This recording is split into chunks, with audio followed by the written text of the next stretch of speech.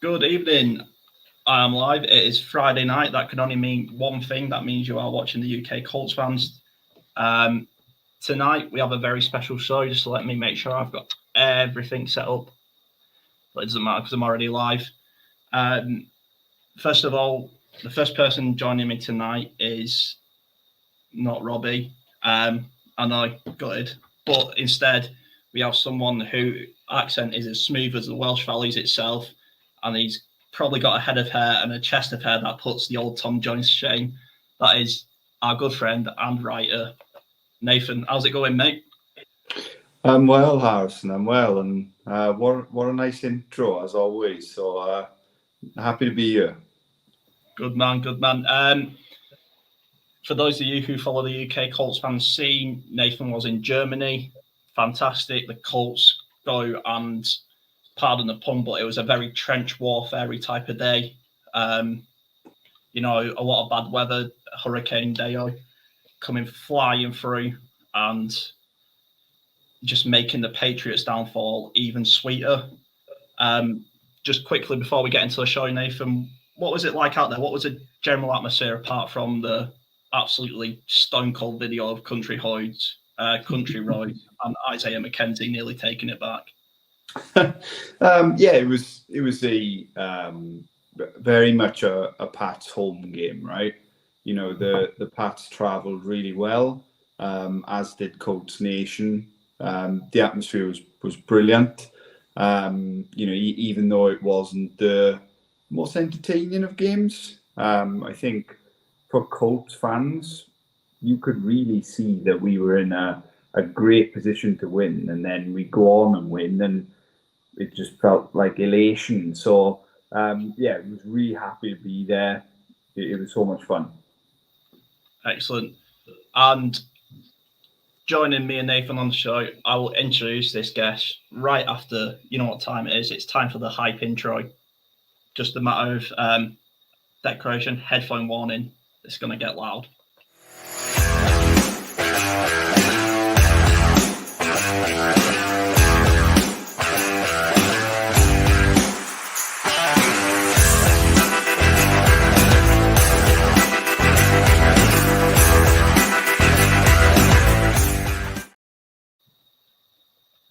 And we are back from, I love that intro, made years ago. It was brilliant. Joining us tonight, ladies and gentlemen of the UK Colts fan scene, we have a very special guest.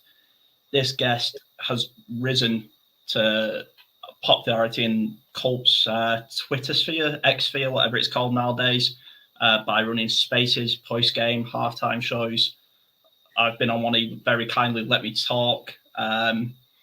So, ladies and gentlemen, please welcome Coltsfancole. How's it going, bud?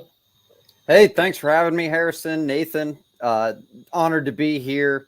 You know, all the way across the pond. Great to see Colts Nation represent. So fired up what you guys do, and really honored to have me on. Yeah. So you was over in Germany as well, Cole. So over in Germany 1 week, talking to us in England the next week.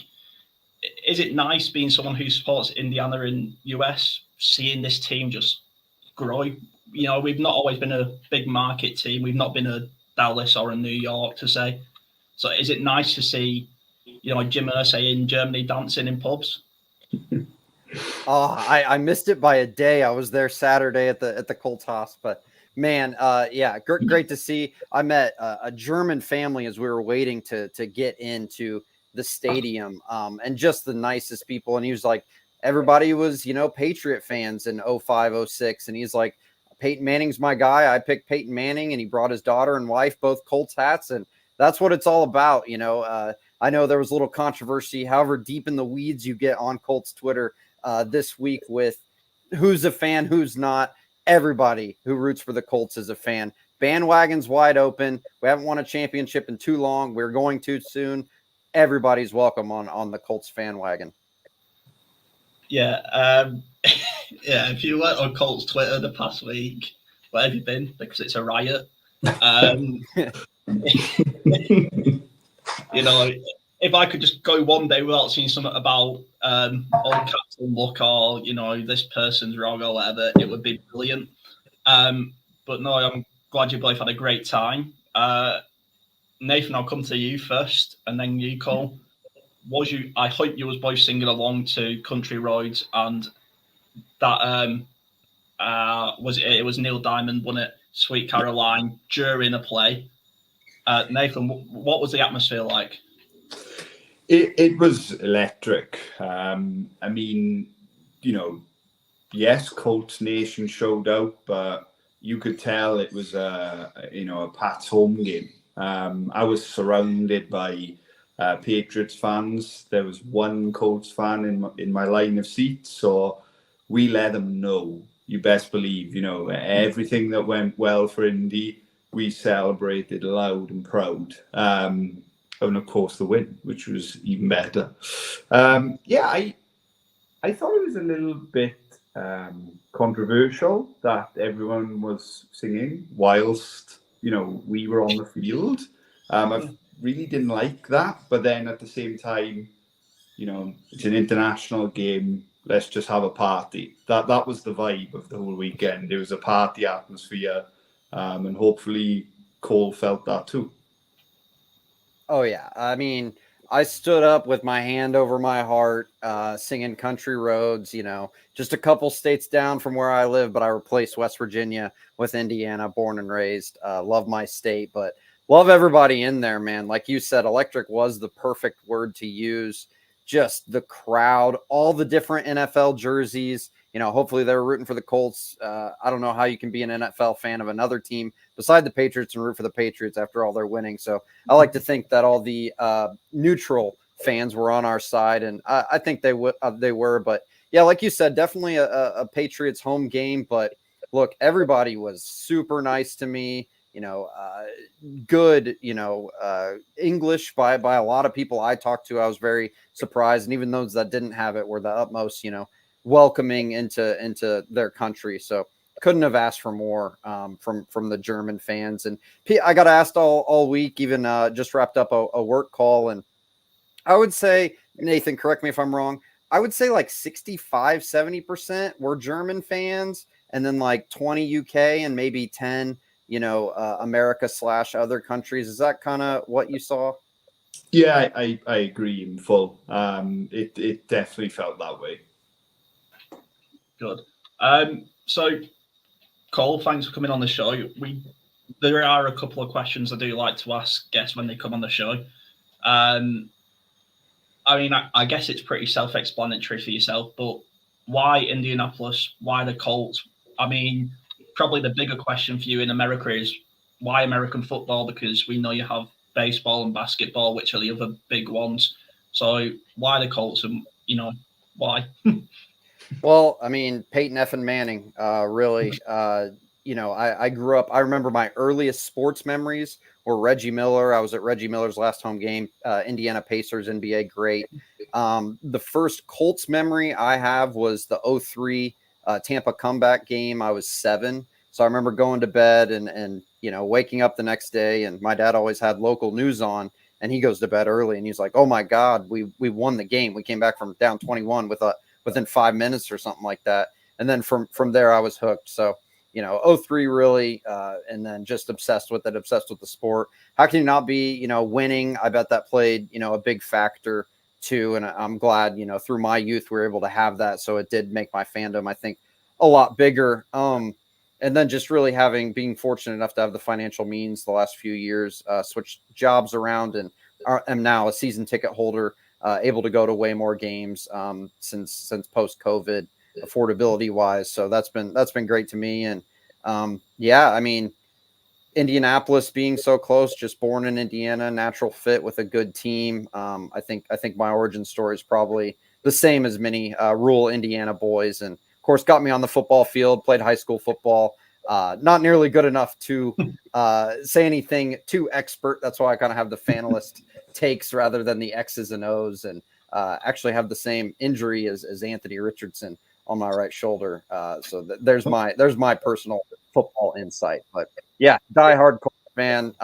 Hope to do what I do, spaces wise, talk to fans, Twitter, for many years to come. I just love it. Yeah, I don't think you should put yourself down, Cole. Maybe without that injury, maybe it would have been you leading us in Germany and not Gardner Minshew. But Lost 10 yards off the deep ball. yeah. No, anyway, should we talk Indianapolis boys and the Colts and what's going on? Cole, I was just saying before you came on, I was just saying to Nathan, would you have believed me if I said to you at the beginning of the year, Gardner Minshew could potentially take the Colts to a Super Bowl? And can you imagine a world where Gardner Minshew wins a Super Bowl leading the Indianapolis Colts? Yeah, I mean, preseason, I was pro start Anthony Richardson day one. I remember angrily tweeting when he got mini camp starter reps. Gardner did wanted Richardson right away, but I get it. You got to acclimate the veteran locker room into the new guy. So from that standpoint, I'm glad they at least gave Richardson. Waited until preseason week 1, I believe, to name him the starter.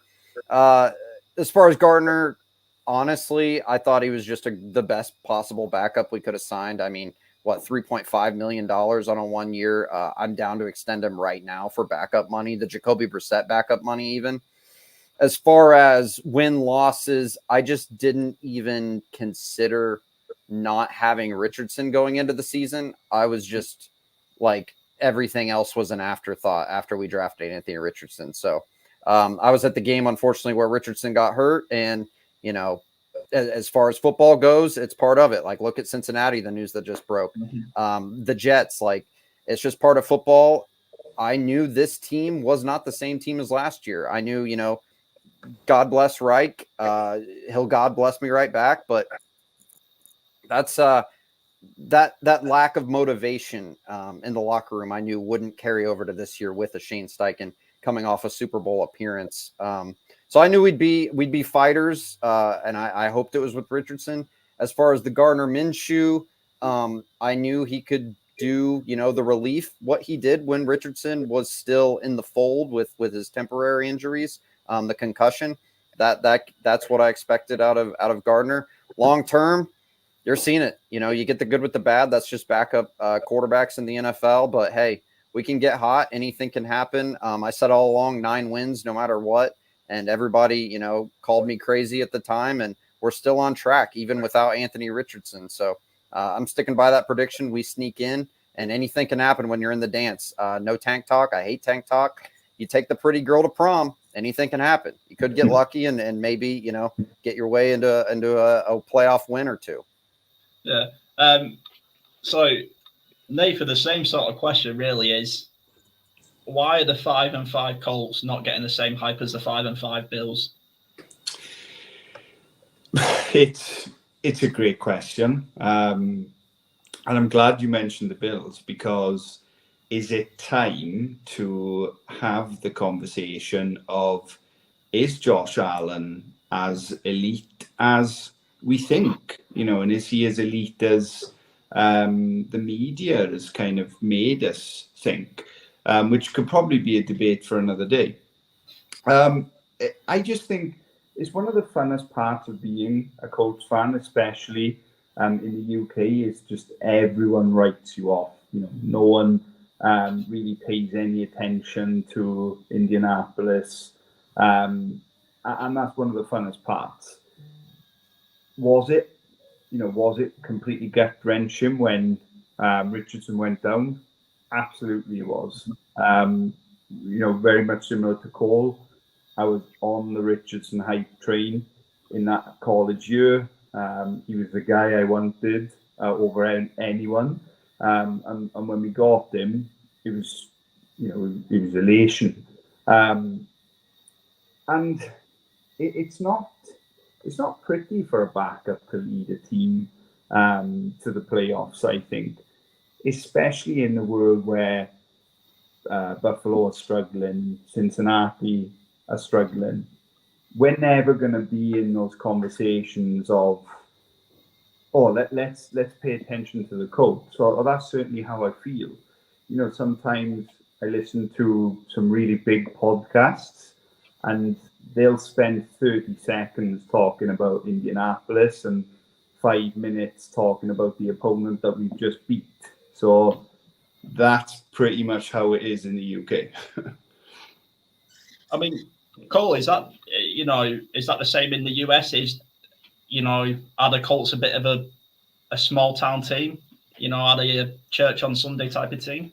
I mean, even in the Manning years, I remember watching NFL Network, and yeah, obviously they talk about the great offense, but it was just kind of an afterthought. Like it always was. Oh yeah, Peyton wins because of Peyton, not highlight any other aspect of the team, which to his great credit. But now it's Irsay's the joke, the Saturday hire, like just the NFL media as a whole, as we've seen, like. Guys like Ryan Clark, especially, they are so Steve Smith, punching, at Jerry Jeudy verbally.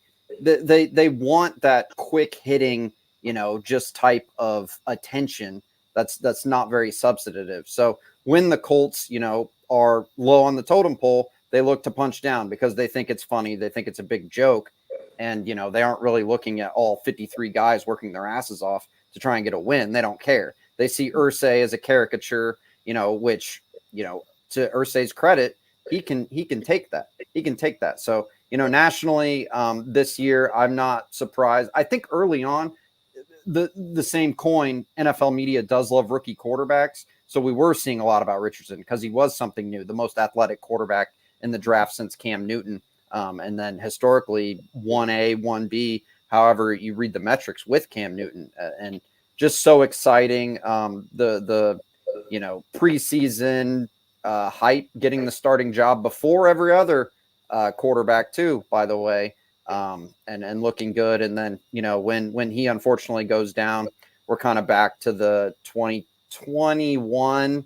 Even the 2020 Rivers team had, a little more hype because we were winning more, but it just kind of seems like it's back in the same media sphere as 2021, 2022, which is unfortunate, but it's also hard to, argue. And as long as they aren't, punching down, I don't have to get fired up and call Joe Thomas's Hall of Fame induction a sham because he said that the Jeff Saturday hire was the worst thing to ever happen in the coaching ranks, the entire coaching ranks. Joe Thomas. Yeah, right. Your coach was Hugh Jackson, by the way, but just get used to the disrespect, take it on the chin, use it to fire up our own guys, use it up to fire the fan base, rallying point. And it's nothing new, annoying, but hey, we'll prove them wrong someday again. And I hope it's this year. I like the point about firing it up because that's what Shane Steichen has done. We were talking just before you joined, Colin. I wanted to ask you, what are your thoughts on Shane Steichen and this new play to win attitude that we seem to have? Oh, I thank my lucky stars. Hand up, I was Jim Harbaugh through and through. Hey, pro ranks, there's different rules than college. It would have went fine.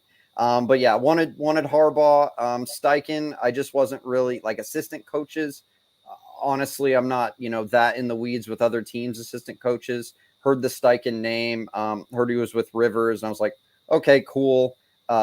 Raheem Morris was the guy, when it kind of came down to Steichen and Raheem. I'll take ownership of that. In hindsight, I was definitely wrong.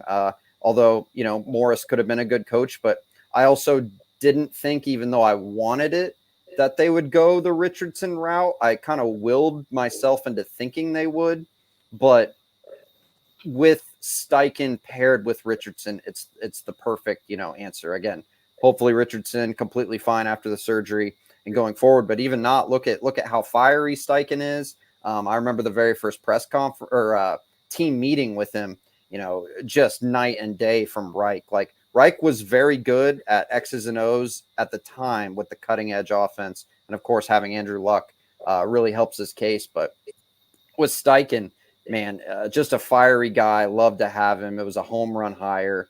And I don't know what else more you can say than he's a cutting edge, innovative offensive mind paired with a young freak at quarterback. And, look at what he's doing with Gardner Minshew. Like he's getting Gardner to win games that Gardner wouldn't have won in Philly last year. I don't think, I think Gardner lost both 3 starts in relief of Hurts last year with Philly. So, getting Gardner to play winning football with, again, love all of our guys, love all 53, but We don't have the Philadelphia Eagle roster of last year or even 2 years ago. So getting the guys fired up. I knew the O-line, had potential there. And I think Steichen, along Saturday did help.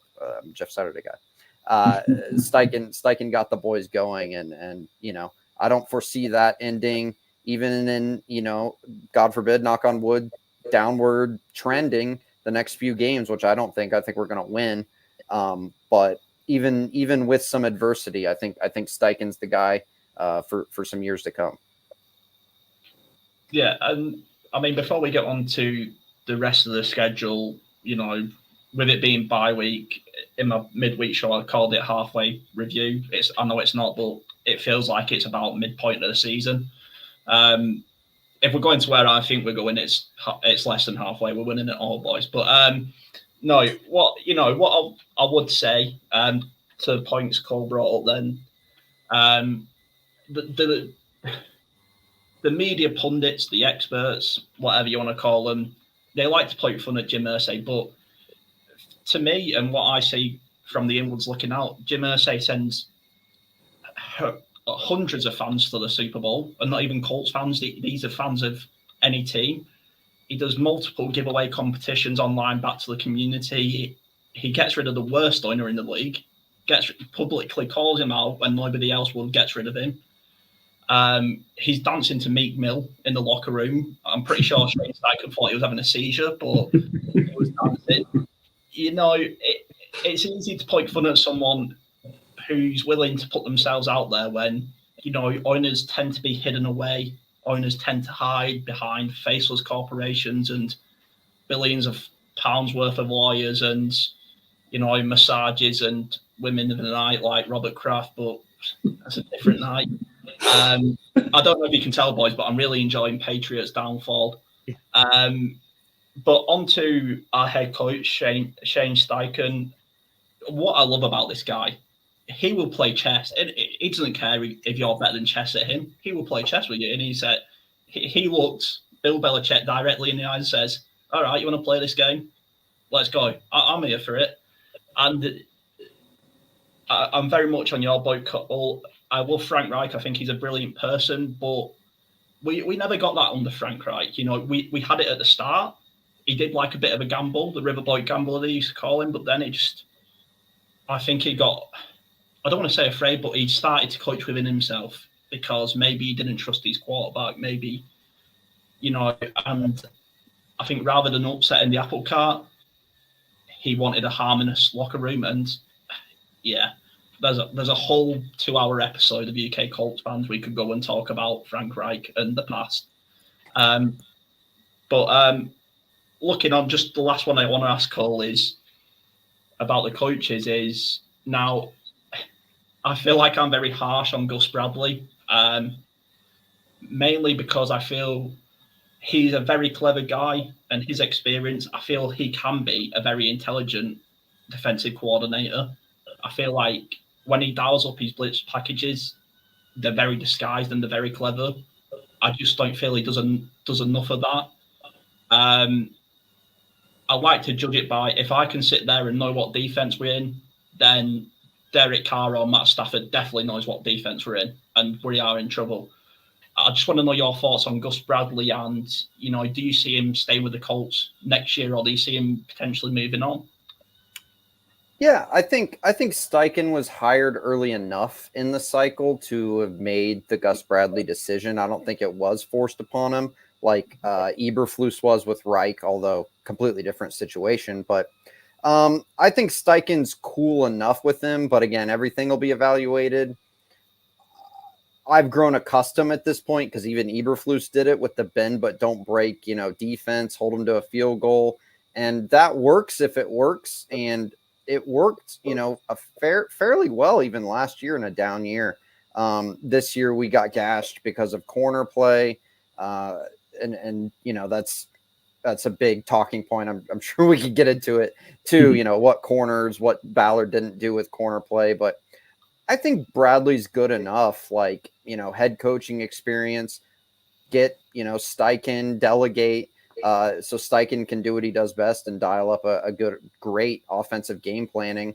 And, it's just part of the scheme. I'm fine continuing drafting players in Bradley's scheme. And, who knows too, with the threat of Richardson being taken away, that does change a lot of things. Possession, scoring, down and distance.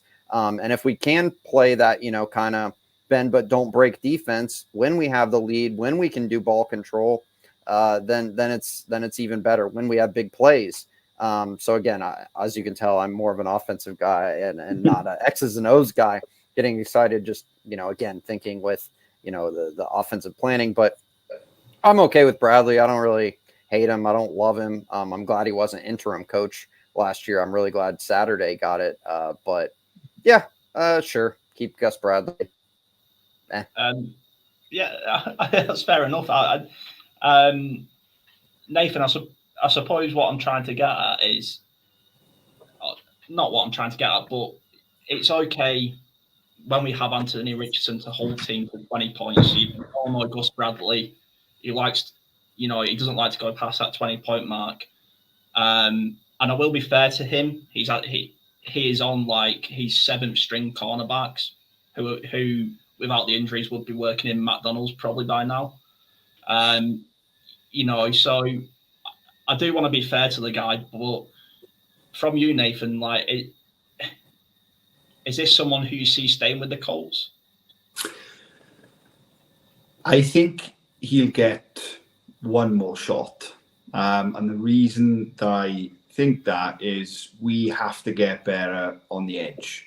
We have to bring somebody in. I'd like to see someone on that left-hand side who can really be a little bit of a game wrecker.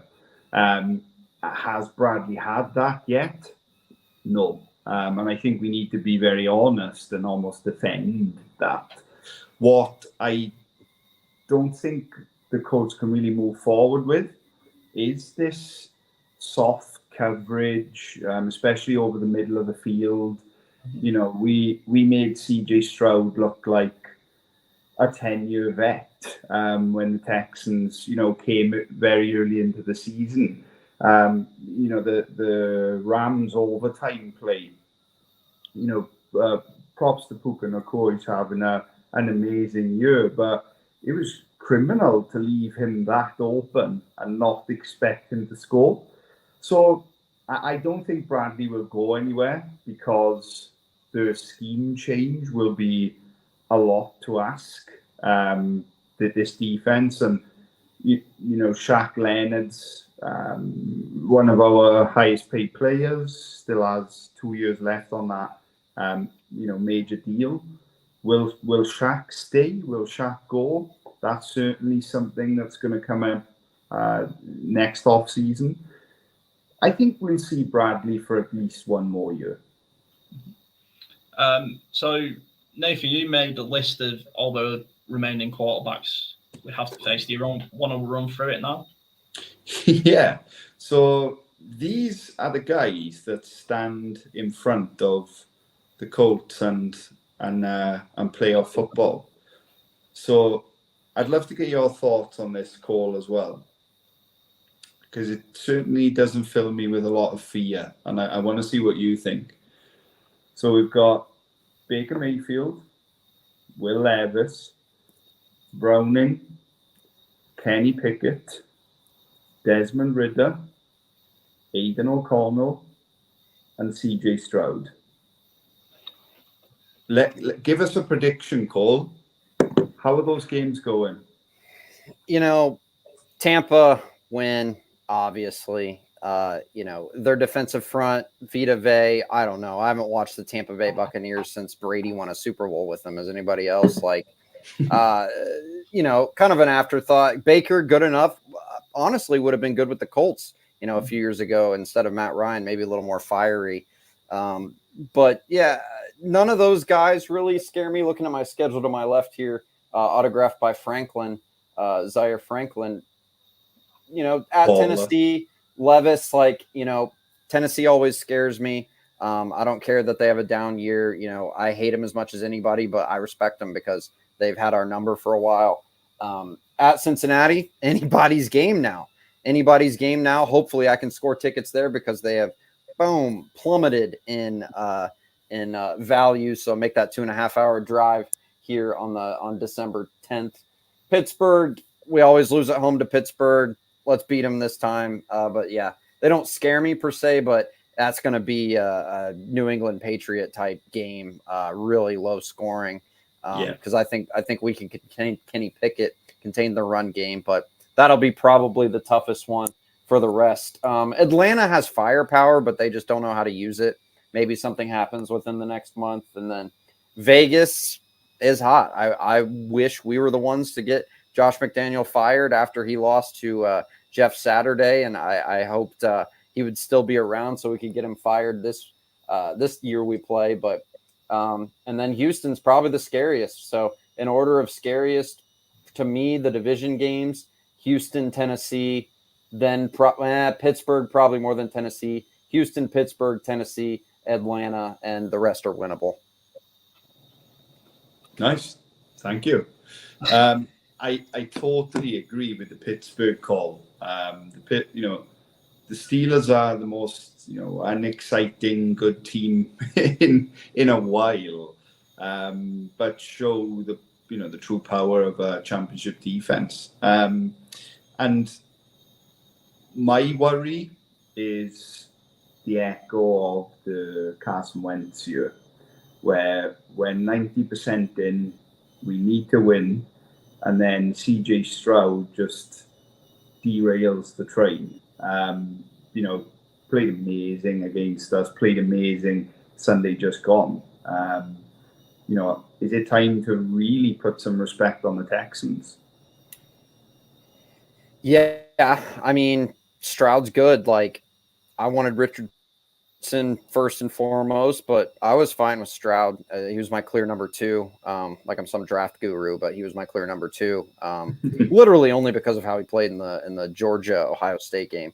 But yeah, I mean, look at how we've shut down like Bryce Young. Obviously, Stroud has a little better talent than Bryce Young, but not like miles and miles of talent better. So yeah, Stroud's going to be scary for years to come, alongside Trevor Lawrence. But I mean that could come down to all the marbles. The difference, though, you mentioned the Carson Wentz year. The difference is there's no way Steichen would let this team like just wilter like that. He would dial up something, take some risks. Like that was the most like risk averse Jacksonville Jaguar ending of our season game. It was just so bizarre. Like I don't think the locker room would allow that to happen. I think we have different guys in there and a different yearning, for success. And Gardner, isn't as talented by any means, obviously, with the where he was drafted compared to Carson Wentz, but he's a leader and people will rally around him. And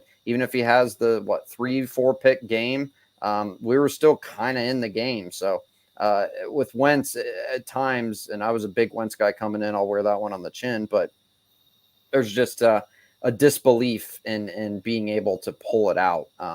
Even when we were more in games than in Gardner, we can be down by 2 touchdowns and still feel like, we have a chance. Where Wentz, yeah, it felt like at a certain point we weren't able to really claw our way back by any means. So if it comes down to it, it'll be a good game. Like I said, Houston's probably the scariest team on the remaining schedule. Maybe Pittsburgh, them too. I'm most worried about. Yeah, so I suppose that's the beauty of sport. That's the beauty of Indianapolis at the minute is, Nathan, your piece, what you had, Gardner Minshew, is it what was the title again? Magic or Madness? Yeah, Gardner Minshew, is it mania or madness? Yeah. It's the same thing, right? And we can get that in a game with Gardner Minshew. And I hate it. Every time that ball's in the air more than 3 seconds, I'm like, this is getting picked off. But then also, you see a play like the dancing around in the pocket and then finding Josh Downs for a crucial first. And I love that we're just unpredictable at the minute. The Colts have been so predictable for so long. It has been terribly painful. Like we say, bend don't break and second and long, run it up the middle of JT, and it was boring. We're electric again. Whether that's good or bad, I don't know half the time, but I think you're right, Cole. With Gardner Minshew at the helm, it always feels like we are in the game. Like almost sort of Colts fans, we don't believe it ourselves that we're in the game because it is so unbelievable that we are in the game. If that makes any sense. I do want to touch on one subject before we get onto a few little questions for you, Cole, and stuff like that. Is special teams. Obviously, no Bubba Ventrone this year. He's moved on to Cleveland, if I remember rightly. Correct. But this shows why you pay a kicker good money, right? Matt Gay's been absolute money, Cole, from the start of the season, pretty much. Yeah, I think our special teams unit's good. Rigoberto even, has rebounded that first week. He was not first 2 or 3. He wasn't looking great punting, but yeah, Matt Gay, get a kicker with a neck tat. How about that? What a guy, big leg, first free agent signing. Believe it or not, I would say not to brag, but this totally is a random dart throw brag. I know you guys love darts over there. I tweeted Zach Hicks, follow Zach Hicks, great Colts follow. He was like, who'd be the first free agent signing? You win a prize. Still waiting on my prize. I was the only one to reply with Matt Gay. So don't know how really that worked out. Just kind of a dart throw again. But yeah, I mean, he's been money. The special teams unit as a whole, the only real qualm was week 1, Jacksonville. The punt return coverage, we let one go to Bigsby 50 yards, and that really cost us that game. Because we were in that one the whole time. That should have been a win, along with Cleveland, obviously. But Brian Mason, I believe, the Notre Dame guy, so from Indiana, taking over special teams unit. Not a big drop off, improvement, but that's mostly because the kicker. And then got to shout out the guys like Grant Stewart, sucks. His name's escaping me. Doolin got hurt early on because he would have been a great special teams acquisition, but. I'm a Grant Stewart guy, man. Just crazy hair, hyping up the guys on kickoff. Let's go tackle a guy. Although most of those are touchbacks anyway. But hey, on punt too, it's been good to see. So yeah. Love Matt Gay. Love the special teams unit. Hope to have them all here. Shout out Luke Rhodes too, All Pro in 2020 long snapper. Yeah, Nathan. As Colts fans over here in the UK, probably one of our biggest connections to the UK Colts fans is obviously Pat McAfee. So for me, special teams has a special place because this one guy who shouldn't be as relevant as he is, just absolutely seems to explode overnight. So I mean, special teams wins games, right, Nathan? Of course, of course it does, and one of the reasons why I love Pat so much is he's essentially what we're doing now, right? And he's proven that you can get there. You don't have to be in a suit and talk in a certain way to talk sports with your friends and with guests and like-minded people. You can just be a guy with some really good opinions and not being afraid to say them. And of course, special teams absolutely win games, and I cannot agree more with Cole in how important Matt Gay has been to this team and will be to this team moving forward. There was a time with Blankenship where you'd see the field goal unit come out and almost be hiding behind your hands, whereas now it just feels automatic. You think, bring Matt Gay out, let's get 3 on the board, and that must be such a big uplift to the 53 guys as well. Kicks win games, right? Points win games, so we're in it now. Just 1 second. Yeah, so the one big shout out that I think Matt Gay doesn't seem to get is he outkicked probably the second greatest kicker of all time in Baltimore.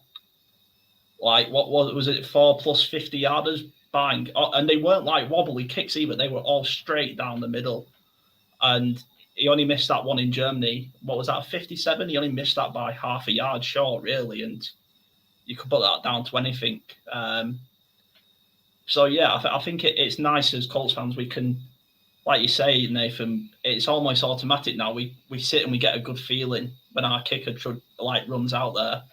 I'm not. I don't want to dog on Blankenship. I don't think he was a horrendous kicker. I just don't think he had the leg strength to kick, which is a bit tough. But anyway, on to the next part. A stock falling, stock rising. I want to see where both of you stand. I'll start with Nathan. So from the past couple of weeks, because we haven't done one of these for a couple of weeks, who is your stock rising? And if you don't want to do stock falling because the Colts are on a heater, then who is your just like steady place guys? I want to start with Josh Downs. First downs, can we call him from now on? First downs is what we're calling him, yeah. The guy is a baller. And, thank the Lord, the Reggie Wayne was ahead of the pack. Said he wanted that guy, got Shane and Ballard on board, and we managed to get him. Watching him play, it's crazy that we got him in the third, and I'm sure the rest of the league is just so annoyed that they didn't beat us to the post. But I was doing a bit of research before tonight, and Josh Downs ranks second in our team for catches, targets, receiving yards, touchdowns, and his new name, first downs. So what a player. Almost feels like a TY regen.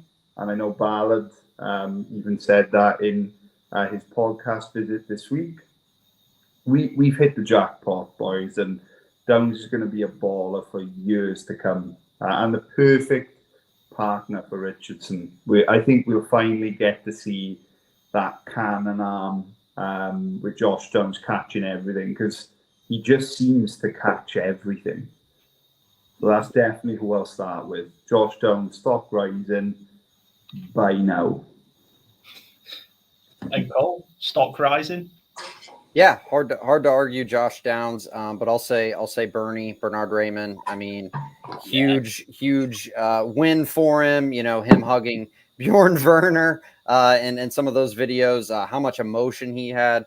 Talking about his grandma being at the game. So, and to back it all up, like the PFF grades he's had. Like again, I'm kind of a novice and the film watching types and maybe put too much emphasis in that kind of thing, but he's up there. And Ballard got a lot of flack for waiting until a third round. I mean, hung on way too long to Pryor, Fisher, just too bad, decisions, and then hits a home run seemingly with a franchise left tackle. I'll say it, and I think he loves the game. Big athletic guy, has all the tools, and has only been raising and now finally has his media clout too, playing near his home country of Austria. So been great to see him, and yeah, again, hard to argue Josh Downs too, but got to give Bernie some love. Some of the guys up front making the wins happen. Mm-hmm. My stock rising, apart from Matt Gay, who I'm very tempted to get a Matt Gay jersey to add it to my collection of memorable jersey, like with the likes of Dante Moncrief. Yeah, I thought he was going to be a thing. How clever am I? Feed Moncrief. Feed Moncrief, yeah. Concrete Moncrief. But anyway, no, and this guy, I am going to go to bat for him because I feel like on the Twitter sphere, this guy's got a lot of stick, and that's Alec Pierce. I really enjoyed the catch he got in Germany, mossing it over the Patriots defensive back. That was really fun. And like I was saying to Nathan, there's clips I watched, and Alec Pierce is wide open. If just our quarterbacks could find him, if Minshew didn't panic as much in their pocket, I think he gets another couple of targets for 20 odd yards. And I think it was against the Rams where Richardson just looks down the field, he's in for a walking touchdown. But he does need to work on his hands a bit. He does drop a couple of easy ones, but not as big as Josh Downs. But his stock's going up, and I'm going to go to bat for a guy who I feel like is getting beat up on, and I just don't get it. Stock falling. Cole, I'll let you start with stock falling. Yeah, tough to do. And again, he'll probably clip this and like it on Twitter to use it as motivation. But I mean, Shaq Leonard, it was going up, just him playing. Like, again, remember where we were in the offseason. We didn't know if we'd even have him this year. And coming off a back nerve injury that went into his ankle, multiple surgeries. So again, got to keep that in context. But unfortunately, for the price of what he is costing the franchise. And again, I'm a player guy, glad he got his money, multiple all pros as an off-ball linebacker, peanut punching. But Shaq Leonard, man, we need some of these turnovers. You're not getting to play on third down. Let's keep it from the media. Like, we don't need more talking points and kind of a winning effort. So I get his frustration. Hopefully he takes it out on the field when he does get a play, and then earn that trust back on third downs. But pass coverage needs to be better, and you need to, make the tackles you used to. And again, I have the utmost sympathy for a guy who got hurt, thinks he's still that player, and his body doesn't do what his mind's telling him to do, and his reactions are off. Again, completely separate. I played high school football, broke my shoulder, 3rd-degree separation, same as Richardson. I wasn't back for, a year and a half. I didn't feel myself. So again, I can't even fathom, and I didn't even have surgery. So multiple surgeries, hopefully his mentals stay good. Great initiatives he does with forget the mental health initiative. Kicking the Stigma, does great work with that. So hopefully, his mind stays right and the physical comes back and he's able to produce as he once did. Nathan? I think this one is harsh because I'm happy that the stock's fallen too. It should, we just paid our guy, number 28, JT, stock falling, Zach Moss. I was a big fan of Zach Moss. He's really balled out this year, and I think saved this 5-5 record. Did I think that he should have been used as trade bait? Yes, especially once JT was done. But there's no harm in having a 1-2 punch in your running back room. Do I think I'm being harsh? Yes, because JT has, really stepped up and put on tape what we absolutely know he can bring. Do I hope that Moss starts getting a little bit more electric with the snaps that he's getting? Yeah, of course I do. But Taylor balling out's always going to put smiles on our faces. So, is it the worst stock faller? No. I suppose it is hard. Like you say, when your team are doing well, even through adversity, it's hard to go stock falling. I think I'm with Cole. We need the maniac back, right? I know he wants to be known as Shaquille Leonard, and I respect that, but we need Darius Leonard back. We need Darius the maniac Leonard. He needs to stop believing he's an NFL player and go back to when he got called the worst pick in the draft.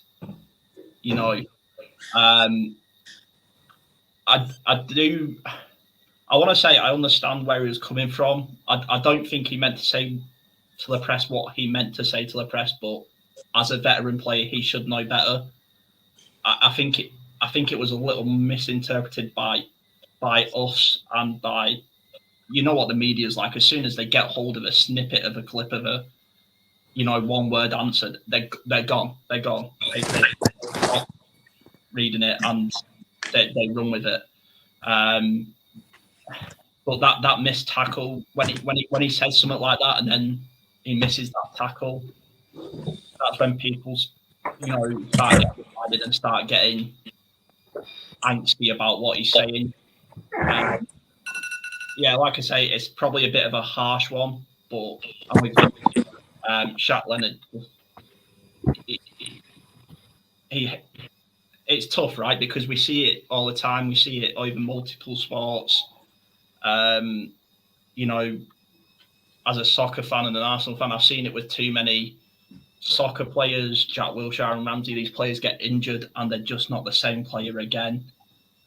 You know, I don't want that to happen to Shaq, but could it? Like Nathan says, contracts up in, is it next year or the year after?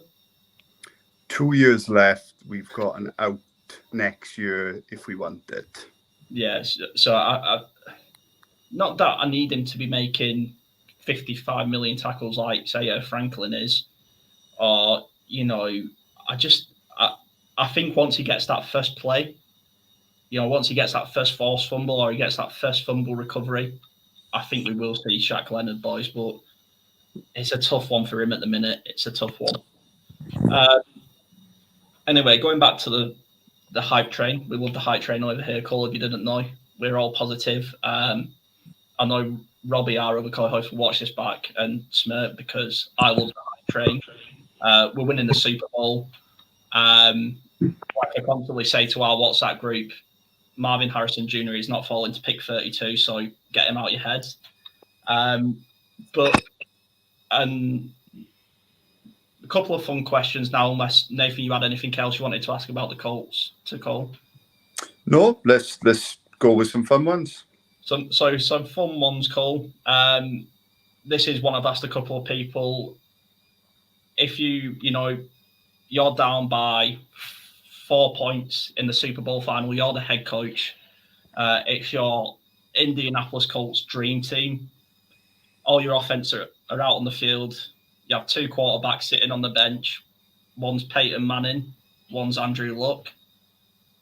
I think I've got a suspicion who it might be because of your story, but who are you picking to lead this team? Oh, the guy who won the Super Bowl, Peyton Manning.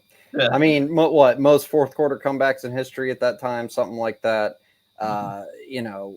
Commanding the offense. Like, Luck could do more. Luck was better. And who knows, even, like, we didn't see Luck with the offensive talent Manning had. Like, it could be different if we saw Luck with all the tools. Luck was dragging, shit teams to playoff, 11 wins. But guess what? Peyton did too. And I saw Peyton, win it, get us to another one. I think a little more creativity in some of the offensive play calls, not be as predictive, although we did the predictive stuff great.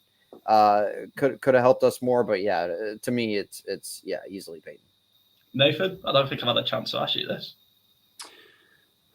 It's got to be Peyton. I was having this debate with a Seahawks fan in the Colts bar in Germany. Who's your favorite all-time player? And Andrew's very, very close to my heart. I still cry myself to sleep about what could have been, but Peyton's the reason that we wear the horseshoe, right? Mm-hmm. It's got to be Peyton. No, I respect that. I think a question I saw doing the rounds on Twitter, so I can't take full credit for it, but I think it was something like, if you're offered £1 million, $1 million now, or you get 10 attempts at carrying the ball 5 yards in an NFL scrimmage, and you get $10 million if you do that. Cole, would you take the million, or would you gamble and back yourself, your future Derrick Henry?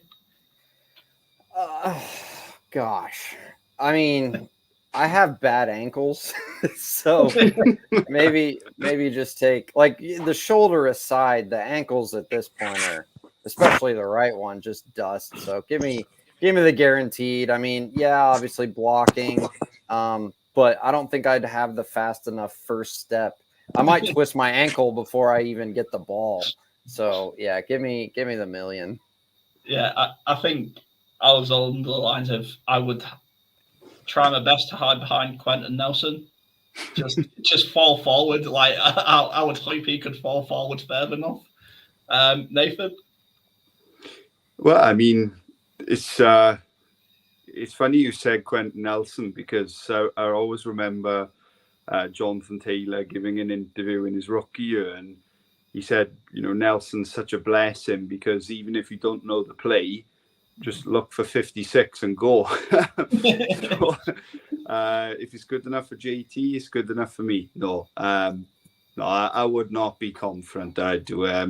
Not as nimble as I once was. Yeah, and the last one, Cole. I like to do this at the beginning of the year, but halfway through, what is your hottest of takes? What's like, the spiciest you can make it, mate? Yeah, I don't know about now because again, preseason it was we're gonna get Richardson. Kind of willed that one. Harbaugh week 2 of last year, I think was really spicy. Gosh, looking at the schedule, I mean, this year I said 9 wins and in, so I guess I got to stick with that. But at this point, is it really that hot? I mean, I gambled heavily on, still waiting for it to cash. Need 2 more, 6.5 over win total. But again, as of now, I guess craziest thing is, no, because it never happened. I said we trade up in the first round, but I don't think it'll happen. So, also screw all draft talk. We're picking 32, so maybe that's it. Super Bowl. We're in season. I'm in season mode. Can't think of anything else. Give me the title. Give you the one. Just give it to us already. Cole's claimed it. We'll tell Roger. Just send it. Just send it. Post it. We'll take it. Nathan. Funny Cole said it. My hot take is that Ballard will trade up. Okay. I think we'll see it, and if we don't see it, then there's just going to be too much heat. There's always heat coming for Ballard, right? That's something he deals with every year, every week even. And my hot take would be that he trades up for Keon Coleman. Okay. Yeah, I see the world where that is very possible. Guys, you both know my hot take is Minshew's leading us to the Super Bowl. It's simple as that. Let's go Minshew. Yeah, it's as simple as that. No, I want to say, Cole, thanks for coming on. It's always a pleasure to have you on, to get someone from over the other side of the pond come and talk to us about football. The American football, that is. It is nice. Have you got any questions for us? Yeah, favorite players all time, non-Super Bowl team. So no one from the Super Bowl. That's always I love hearing this. I'm a fringe guy, so I'll start. Well, Calvin Hayden's my favorite, but he was on the Super Bowl team. Right now it's Grant Stewart, Cole Coleman. Off season, I have like 8. I say favorite player. I name like 6 every time. Nate Davis was a practice squad from Ball State, set the record for MAC attempts or MAC yards, Mid-American Football Conference. So sad he couldn't make our roster. 5th rounder in San Francisco came to us. Jared Lorenzen, hefty lefty, big preseason quarterback. I just love preseason quarterbacks, I guess. So yeah, favorite non Super Bowl winner for the Colts player. Do you want to go first, Nathan? Yeah, I'll go first. Jack Doyle. Oh, yeah. For me, Jack Doyle, it's a player we've never replaced, and probably can't. A true Swiss Army knife, pure, undervalued, underappreciated, and we saw his loss the moment he, hung it up. So Jack Doyle would be one of mine, without doubt. Yeah. If you didn't know, Cole, we're not a Colts fans group. We are a Jack Doyle cult over here. Especially if you get into it with Robbie, who loves his tight ends. Jack Doyle is God. We've all got a picture of Jack Doyle in our dining rooms hanging above, where we eat. And we say a little prayer just before we eat. No, it's tough because there's so many to choose from, because barring the Super Bowl era, I've grown up with a Colts that is hungry. But apart from the obvious, look, it has to be T.Y. Hilton. You know, even when I'm playing football with my mates in soccer, 5-a-side and I score, I still do the old TY celebration. They're like, "What's that?" I'm like, "You just wouldn't understand. You wouldn't understand. I missed that connection." And for a time, God, I've got to take this one hard because it bit me back horribly. But I really liked Eric Ebron, and then after he was great for us that 1 year with Luck, like elite, and then didn't really want to be here, which what happened after Eric. I suppose if I have to end my favorite player at the minute, it's got to be Kenny Moore, right? He was graded the best corner or something, or the best slot corner. Best slot corner. I think as Colts fans we knew that. But it's nice to see him get that recognition outside. So yeah, they're my favourite players, I suppose. Any more? Oh. Yeah, overseas. So I had to watch the 4:05 game, 4:05 Eastern game at like 10:05, and I'm adjusting to the time zone. I think I just got. No, I was in Rome. And how do you guys do the late games? Like, you probably looked at the schedule and were like, "Thank God we didn't get any primetime games." It was nice. It was nice, especially because I watched. Was it against Denver last year? Was it 9-6 in overtime? 9-12, we won. I stayed up to watch that, and oh my God, that was great fun. That was great fun. But no, it's crazy what sports does to you, right? You know, none of us would watch sports if it was just 11 guys. My 11 guys are better than your 11 guys, so we win. Sport is, we watch it because it's unpredictable. Anything can happen. Kenny Moore, 2 pick sixes. Where did that come from? So, I mean, I don't know. Nathan's Welsh. He's a bit weird, so he might like staying up late. But yeah, I can't speak for him. For me, I think it's practice. I think one of the fun parts of getting into this sport, in the UK, is lack of sleep and getting used to it. But of course, the Colts not being, San Francisco over the last 2 years, we're not prime time every week. But it can be hard, But I guess it depends on your employer. Like my boss expects me to, turn up tired on a Monday. So you get used to it. Yeah, I suppose I'm a bit like your memory call is, the last 2 times I've gone to bed early on a late game to say, I've gone to bed at the end of the third, so about 3 a.m. We come back to beat the Texans 28-21, and I think we beat somebody else. Like it might have even been the Andrew Luck comeback against the Chiefs. I went, "Oh, sod this, I'm going to bed," and then yeah. So from that moment on, I promised myself I am never, even if there's no timeouts left, there's 10 seconds left in the fourth quarter and we're down 3 scores. I'm like, no, not doing it. I'm not doing it again. It's just practice, mate. It's just, like you said, I think there's a great quote out there.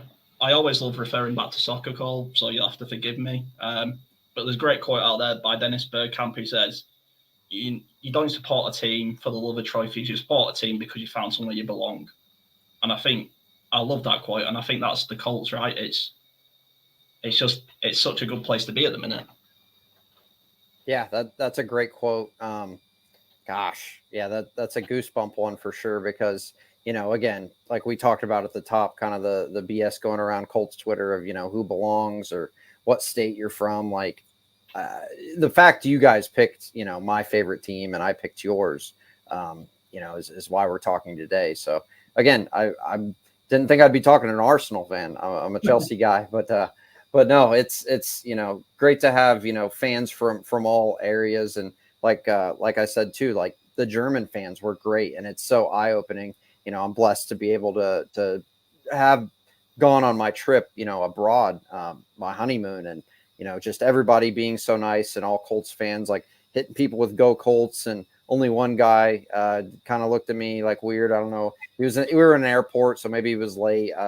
Yeah, he gets a pass, but it's just great to see the camaraderie and on Colts Twitter. Hopefully we all can expand to different platforms and get more of a voice. But to me, Twitter's my favorite because of that interaction with fans. Like great, we're on YouTube right now, and I hope to be more involved forward. But that kind of two-way conversation, I think, is what makes all of us different than legacy media. And I just love talking to real fans who love talking ball. So it's an honor to be on your show, and I'm very grateful. And we'll talk more going forward for sure.